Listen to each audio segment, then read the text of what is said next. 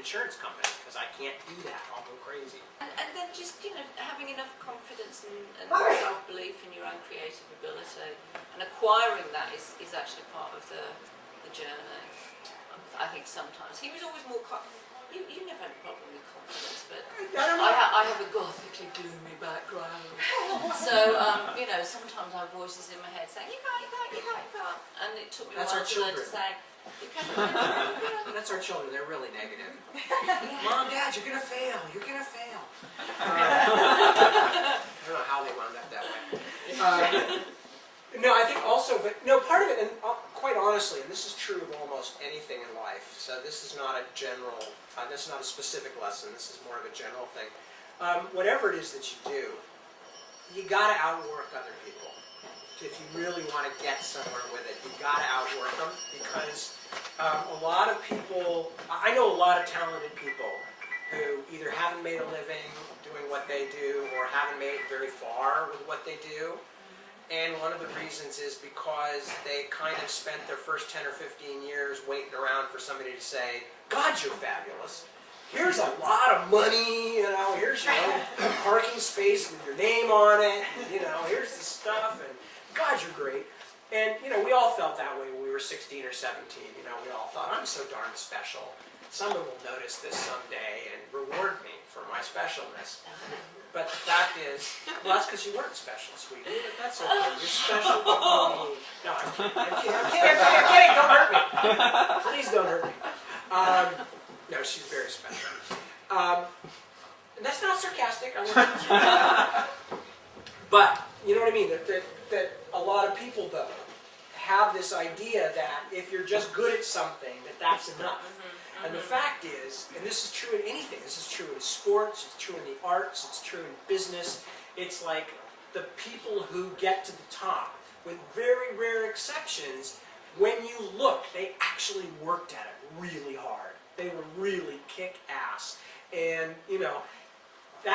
so I've never been ashamed about selling myself either, and that doesn't mean I lie or I try to pretend to be something I'm not, but it means that when I'm, when I've got a book to sell or I have to sell my career to a publisher, I'm not ashamed of that. I don't look at that as being like, oh, this gets in the way of my art. No, this allows me to bring my art to other people, because I could write books and Xerox them and hand them out, but, I get a much larger audience if I play ball with the publisher, so I'm kind of far afield there. Anybody? That's a lot of mileage out of one question. Thank you.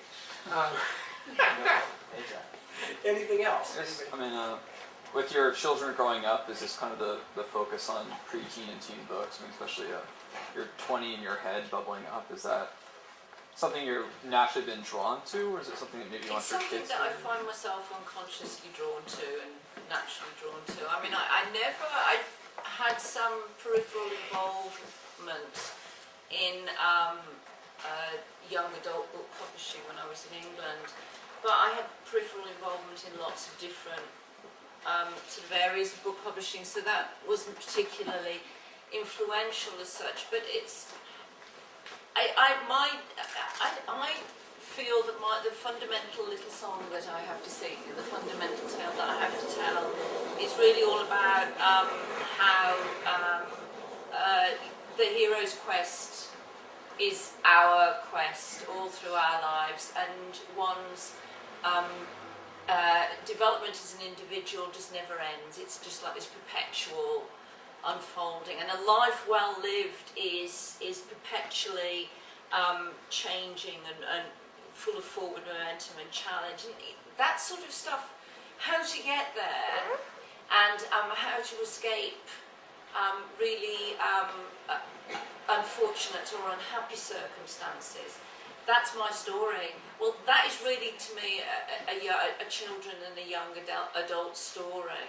How to get out there as a very young person and survive on your own. How to create yourself. How to create yourself, yes. I mean, when I was, this is a story that he's heard me say before, but when I was a child, I was fascinated by caddis flies, which are one of the larval stages of dragonflies. And of course, the caddis flies themselves can be like 5, 6, 7 years. I think maybe, I'm not sure. But anyway, when you find these flies, they're self-created. They have stuck, they're this little bug that's stuck everything and made its own home, and really made its own selfhood. And that was just like this mind-blowing thing when I discovered it when I was like 6 or 7. Yeah, and it protects them protects until them. they're ready to But it's metamorphose. and emerge. That development of selfhood, that is a metaphor for. I had to create myself, and and that is the sort of thing that to me, in a sort of slightly inarticulate way this afternoon, calls to me in young adult fiction. I'm reading an amazing novel at the moment called Tracks, which is a young adult novel told in prose. This is really sort of more. The publishers classify this as children's fiction. I thought of it as older, and you did as well. And I don't know quite what the publishers are going to say when they discover that we are going to age the characters, and we're going to have age-appropriate concerns for the characters as well. So I'm not quite sure where we're. That's a bedevilment, categorisation. Categorization is a constant. Yeah, but you see, I Pressure. also want to go into of those sort of 20 ideas percolating away in my file. There are different kinds of young adult novels that really draw me. The whole idea of the problem novel, which is sort of the historical and dark novel. Say if you were to set something in Nazi Germany, that would, for young adults, that would be several examples published recently. By the way, did you see that somebody has found Great variety. Film footage of Anne Frank? Oh, I see didn't that? know that. Yeah. I didn't know. They just, somebody found some film footage taken, there was a wedding at the house next door, and so somebody actually had film footage of Anne Frank looking out a window and stuff. It's like the only new footage of her in years and That's years and years. amazing. Sorry, that just reminded me. That's It's the kind of thing that we're No, you read always that doing. book, and that book just leaves you stunned at the genius. Somebody wrote that out. I think her context had something to do with it. I mean, the pressure cooker of that tremendous, horrifying nightmare that her family was in. I think the main difference for me, I love kids fiction or younger reader fiction only in the sense that I loved being a reader that age. That's the only thing that I separate. Yeah. I don't tend to think about what I'm writing as being appropriate or inappropriate. I just think about how powerful that stuff was for me. But the other thing that I think is really appealing about writing for that age of reader, in part, because I think obviously, if you're listening to this, the only thing about this that is that slightly limits this book is that the protagonists are young.